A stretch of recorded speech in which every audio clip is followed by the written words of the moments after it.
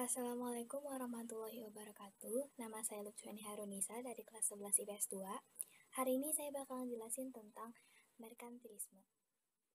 Saya bakal ngejelasin tentang merkantilisme dari sejarahnya, latar belakangnya, pengertian, tujuan, dan juga dampak-dampak dari merkantilisme. Ini dia sejarah dari merkantilisme.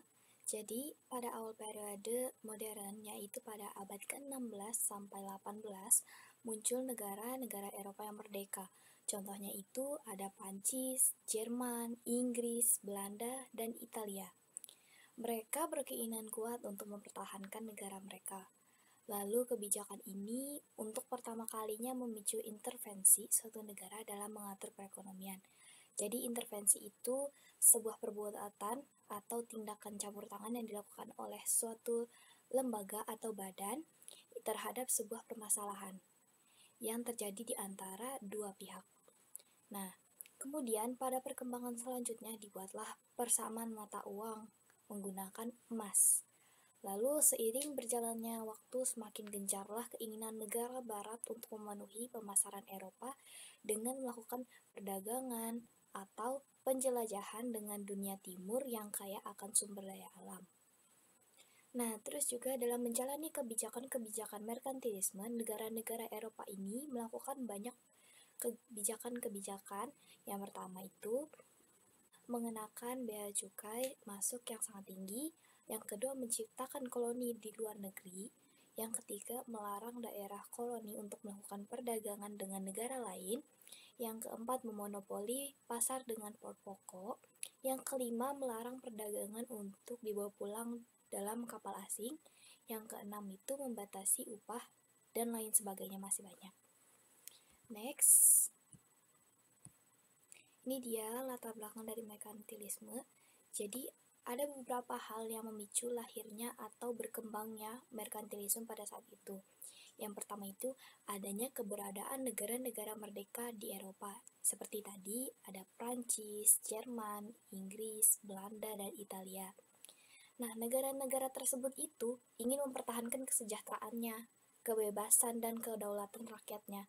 Jadi mereka memerlukan yang namanya kondisi ekonomi yang kuat agar mereka semua bisa bertahan hidup. Yang kedua, ditetapkannya logam mulia sebagai standar ukuran kekayaan suatu negara. Jadi mereka saat ditetapkan logam mulia sebagai standar ukuran kekayaan suatu negara, maka mereka berlomba-lomba atau berusaha mencari logam mulia agar mereka menyetarakan standar negara mereka. Lalu yang ketiga, adanya jaringan perdagangan, pelayaran, dan eksplorasi ke wilayah-wilayah baru.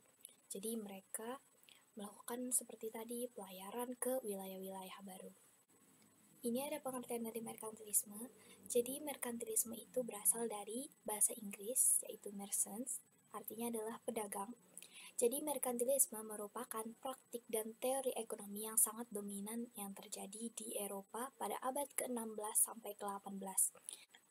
Konsep ini dipromosikan melalui aturan-aturan ekonomi pemerintahan suatu negara dengan tujuannya untuk menambah kekuasaan negara dengan mengorbankan kekuatan nasional saingannya, dan bertujuan untuk mengumpulkan cadangan moneter sebanyak-banyaknya lewat keseimbangan perdagangan positif, terutama perdagangan barang jadi. Nah, pada saat ini juga itu sistem kapitalisme juga sudah lahir. Kapitalisme itu apa sih? Jadi kapitalisme itu adalah sistem ekonomi yang memberikan kebebasan penuh kepada orang-orang untuk melakukan kegiatan ekonomi guna mencari atau mendapatkan keuntungan. Next, ini adalah tujuan dari merkantilisme.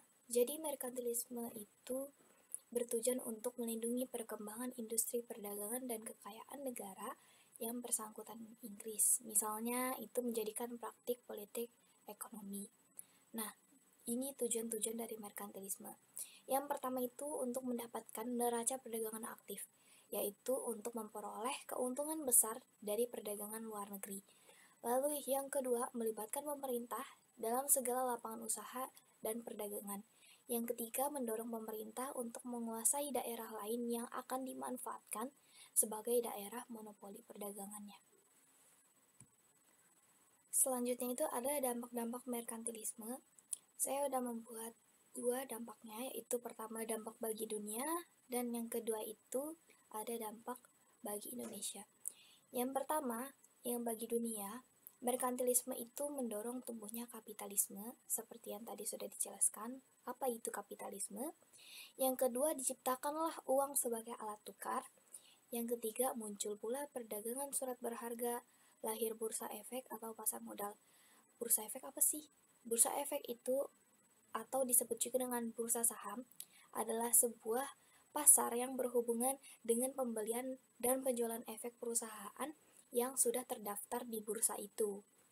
Nah, keempat, berdirinya bank di kota-kota besar. Lalu yang kedua ada dampak bagi Indonesia. Jadi yang pertama kedatangan Belanda ke Nusantara dan terbentuknya VOC. VOC itu Verenigde Oost-Indisch Company. Yang kedua, pemberlakuan sistem sewa tanah oleh Raffles. Yang ketiga, adanya stratifikasi sosial. Nah, stratifikasi sosial itu adalah pembedaan atau pengelompokan para anggota masyarakat secara vertikal atau bertingkat. Jadi ada bagian golongan atas, ada bagian golongan menengah, dan ada juga golongan bawah. Baik, cukup sekian penjelasan dari saya. Semoga bermanfaat bagi kalian yang berdengar. Mohon maaf jika ada kesalahan baik disengaja maupun tidak disengaja. Wassalamualaikum warahmatullahi wabarakatuh.